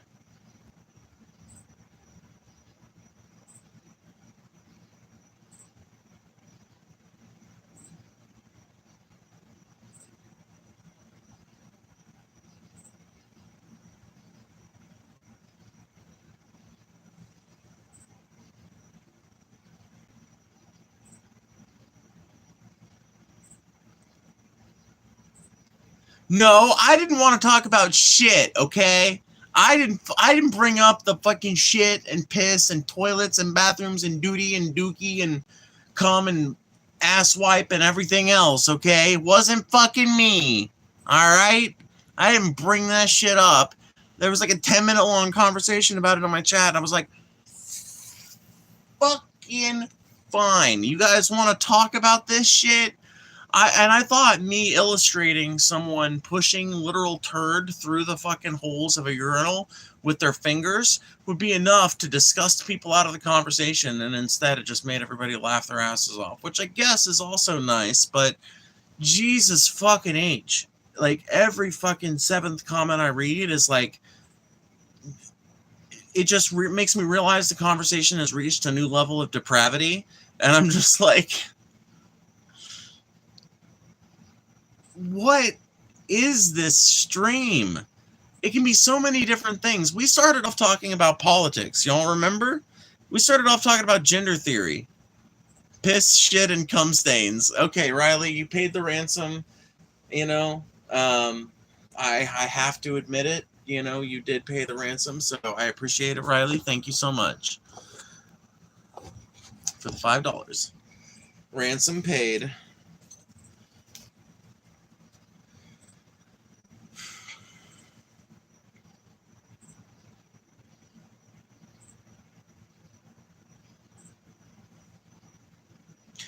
So I'm going to ask you guys, should I stop this stream? Should I continue going on this stream for like the next half an hour to 45 minutes or whatever, and let that be the whole stream, the whole kit and caboodle we do tonight? Or would you guys like to see a busking stream where I let folks pay $5 a song and we listen to me play some music and I talk to you guys a little bit between songs?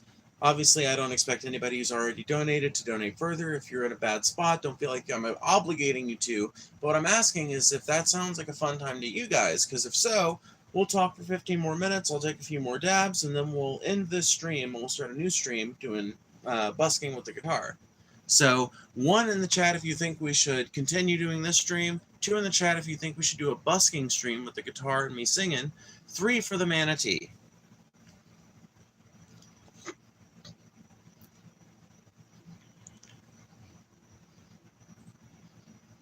You play music?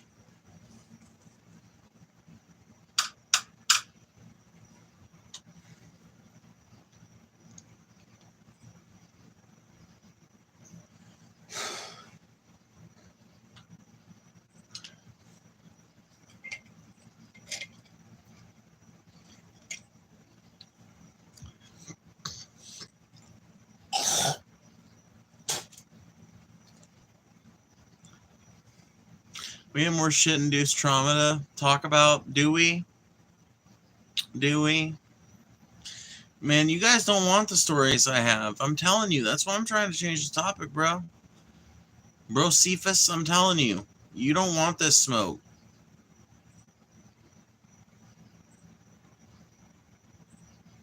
Yeah, our bathroom business is not over, lady.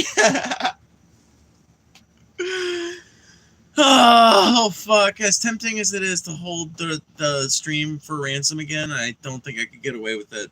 So, whatever. You guys want to know the most disgusting fucking interaction I personally have ever had with poop? Oh my god. Okay.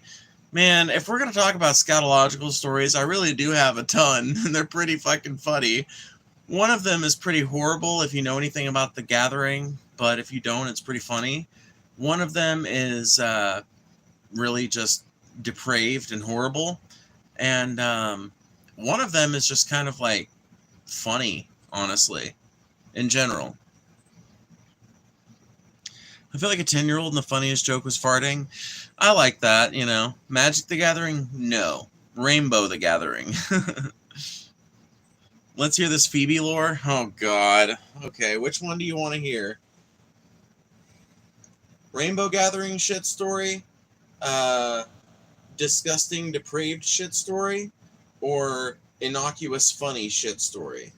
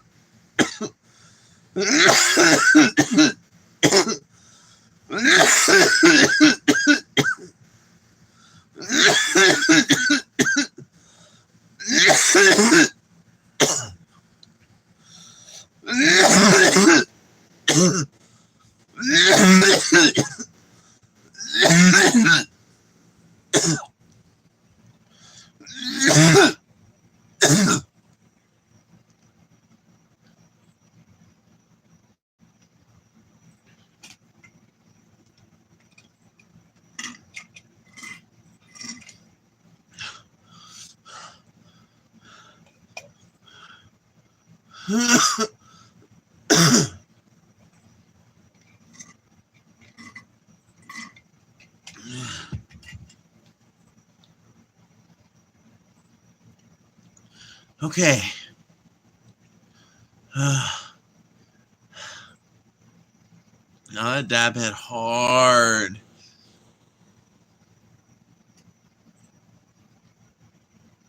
Yeah, I feel it now, Mr. Krabs.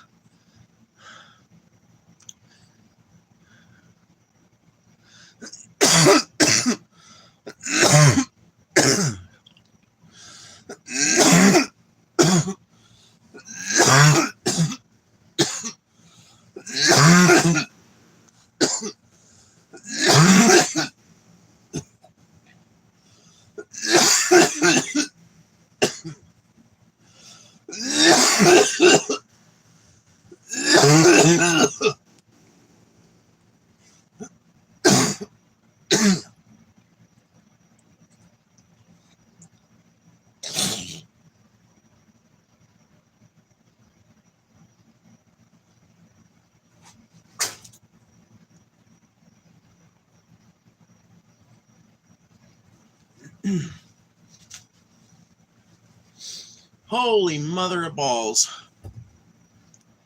Holy fucking shit.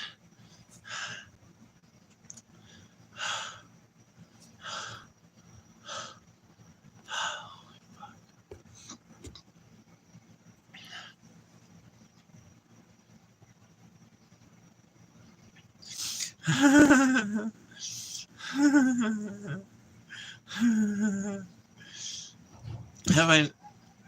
Yes, I've smoked weed before. I just haven't had dabs in a while, and getting some dabs and hitting them over the last few days has taken myself a while to get accustomed to, and I just took a giant fat dab that was way bigger than I meant to take, which is why I coughed that much. Okay. Hold on. Okay, so when last I looked at the chat, the general consensus was my worst shit story, my worst, most depraved, most degenerate shit story.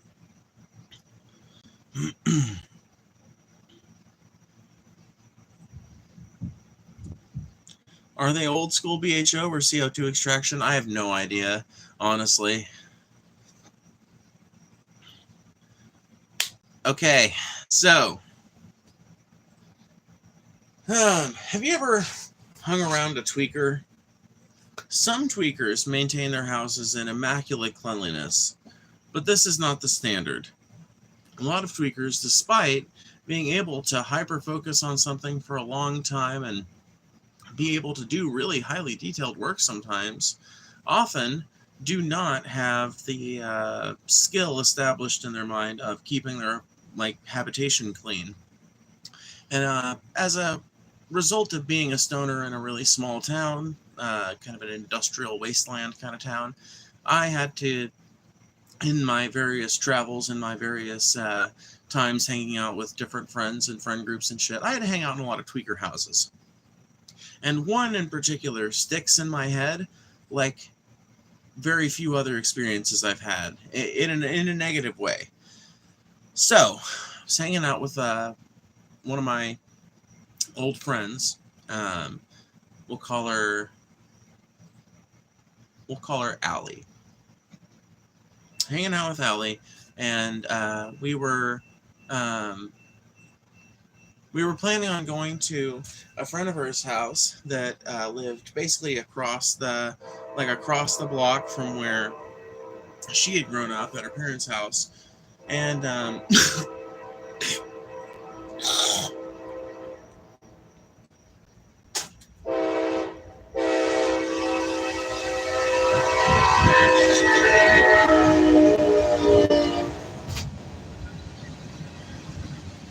once we made it over there, I got the vibe of Tweaker House pretty much as soon as we got out of the car and started walking up to the house. It was, I can't remember if it was 2 or 3 stories. I think it was like a 3-story house. But it was not like some giant mansion or something. It wasn't that wide. It wasn't that wide or long. It was just pretty tall. It had the regular 2 stories and then like an attic story or something that was full height. And I will never fucking forget this shit, y'all. We go into the house. There's like a literal, and I've never seen this before in my life. I'd never before, not since. There was a literal pile of garbage. Like a giant pile of actual fucking just like, like literal garbage. Just like miscellaneous random garbage on the left.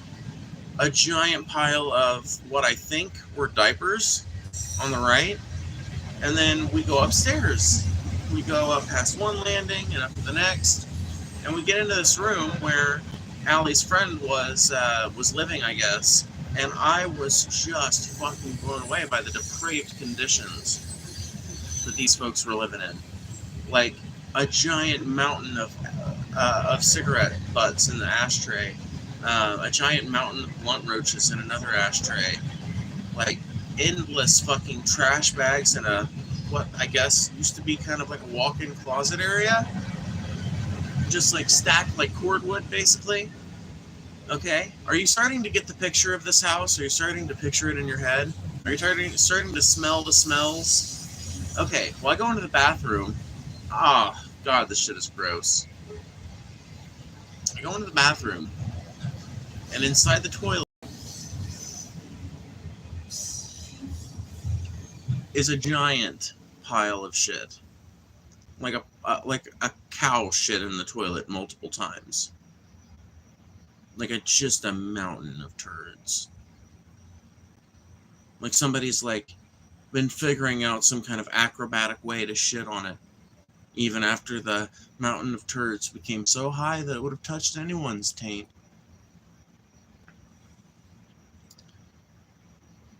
And after we got out of that house, I told my friend, I will do a lot of things for love, but I will not do that.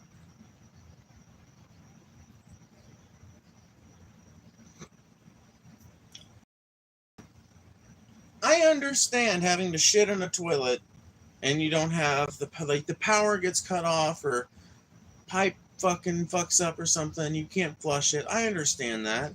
Well, I understand if you have to leave the turd there for a while because you can't fucking figure out any way to just, like, get rid of it.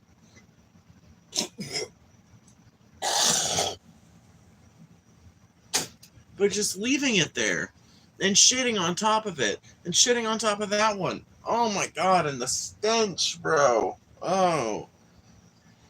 Oh, man.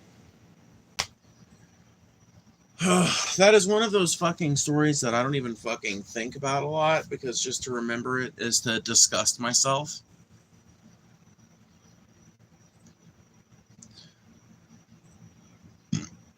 I know, yeah, dude. Imagine shitting on the shit mountain and you get sack tapped. Yeah, that was my first fucking thought when I saw it. Was like, who the fuck is doing this acrobatic shit? What are you, Spider-Man? What are you, like, climbing up on the walls and prepping down and... What the fuck is the tactic? I never figured it out, and I was way too terrified to ask.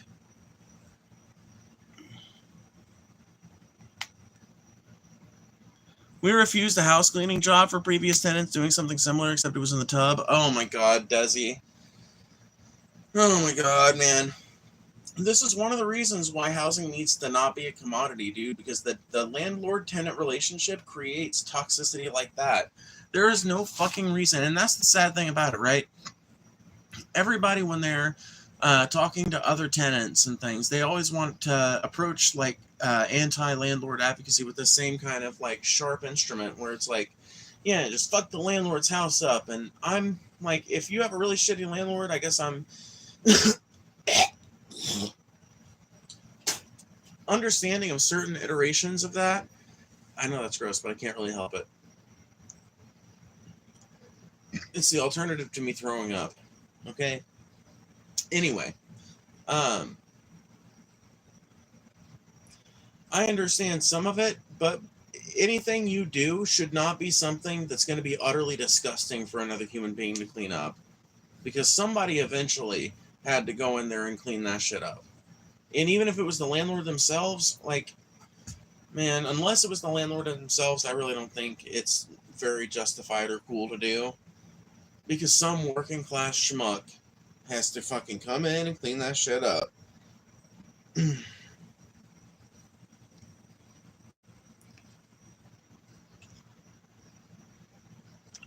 I went out in New Mexico where we ain't have any toilets for ourselves, so we dug holes every day for about 4 inches deep. We had to roll and have to go around for the 12 of us. Are you in Boy Scouts? Were you at a Philmont Scout Ranch?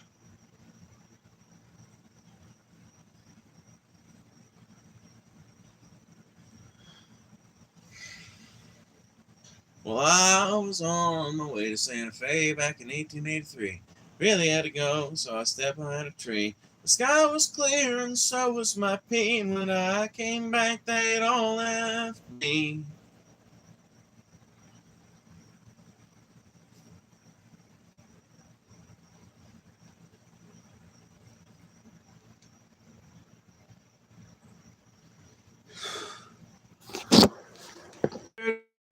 Now I just can't leave because the teeth are tied on me.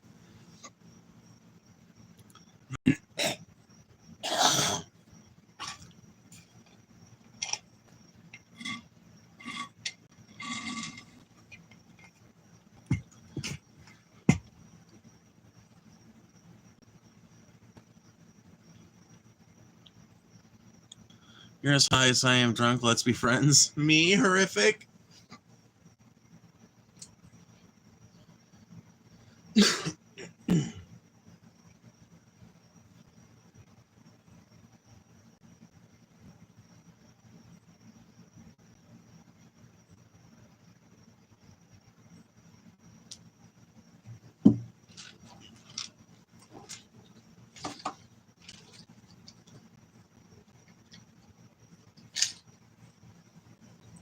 Don't worry. Just because I'm grabbing it doesn't mean we're necessarily going to be playing anything. But we might. You never know.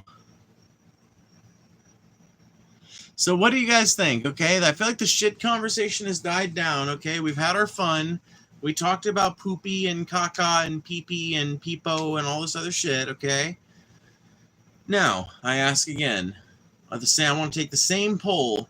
You guys want to keep on here and make it, keep it this little intimate affair where it's just us, kinda, or do you guys want me to start a new stream and we can monetize a little bit and we can have like more of an audience, You guys have been great tonight, so like if this group wants me to fucking stick around for just them, I think you guys have like earned that option from me, but I think it would be kind of cool to start a new stream and do like a little targeted algorithmic work,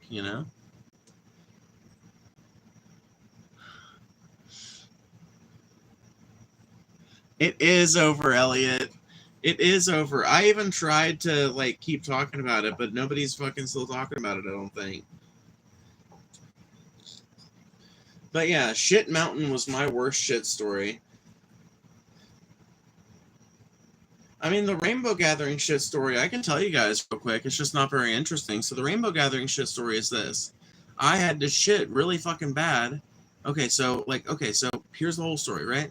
I went to a Rainbow Gathering. It was the Vermont Regionals, and okay, it was a Vermont Regionals. Never mind. Let me not identify the year. It was a Vermont Regionals, though, and I was there with my current partner, Silas, and this is a big no-no, by the way. This is a tremendous no-no, but I literally knew I could not make it to anywhere else. I knew I was going to end up shitting somewhere, and I knew that I could dig a hole after I got done and bury it, okay? But here's what happened. I got to the Rainbow Gathering, didn't have to use the bathroom or anything like that. I was fine. I did some really good gel tab acid. If you've never had gel tab acid, it's like the most superior form of acid. I can feel my mouth getting all tingly just thinking about it. Really fucking high quality acid. But the next morning, I got what some people call the acid shits. And I fucking laid a giant, like thunder egg sized dome of poo off the side of my van because I literally just woke up and started to try and get dressed and everything, and then it just started to come, and I was like, oh no. And it was either going to be in my pants, like 10 steps away from my van, or it could be right there, and it could be over quick, and I could bury it right there. And so I did. And I've never confessed this to another living human being until now, but that's what happened. I was just too fucked up. I needed to unload there and then. It needed to happen.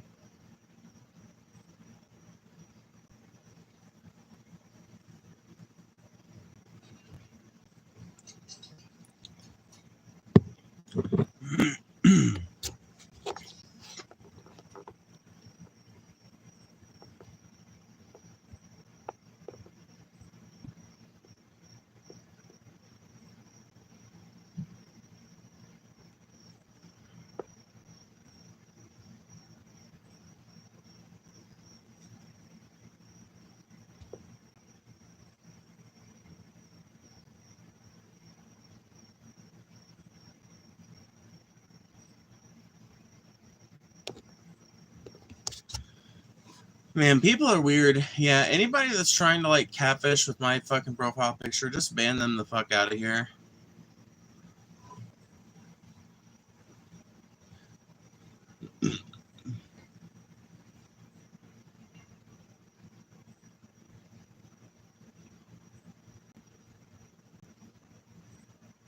What's up, Post?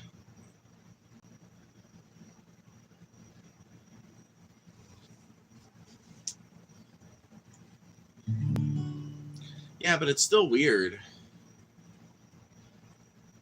Even if it's funny to some degree, it's still very weird.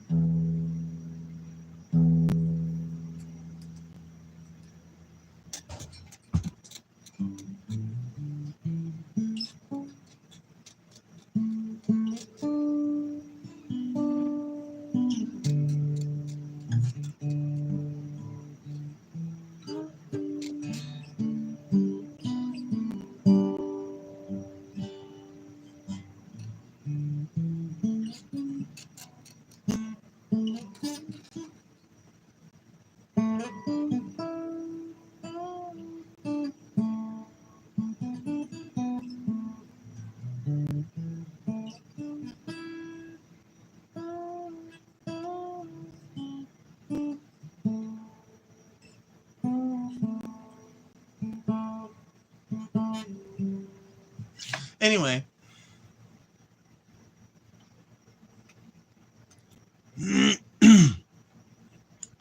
Whatever happened to that one guy in that one singing stream who kept donating money? Who knows? They might be back. You never know. That's why I was saying maybe we should go to the busking dedicated stream. I kind of think that sounds fun.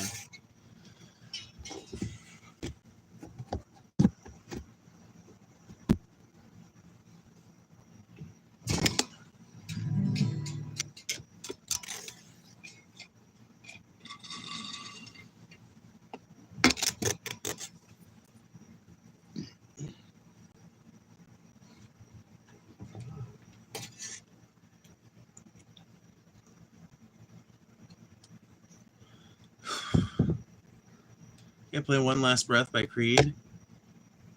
What's in my cup? Literally nothing right now, just ice. It was iced coffee.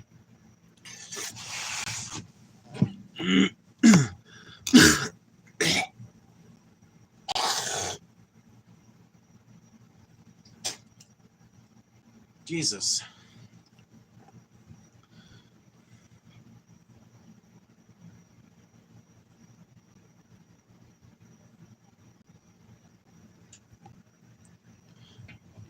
Okay, so here's what we're going to do. I am going to end this stream, but I'm not done streaming yet. I'm going to start a new stream with a different title, and we're going to just do some music. We'll do some conversation too to get things started, but it's $5 a song, $5 or more, entitles you to one song. I can't make every single request because I don't know every song ever written, but I know a pretty wide variety of songs. There's probably something you like that you wouldn't mind hearing from me. And I will see you guys in that one in just a minute.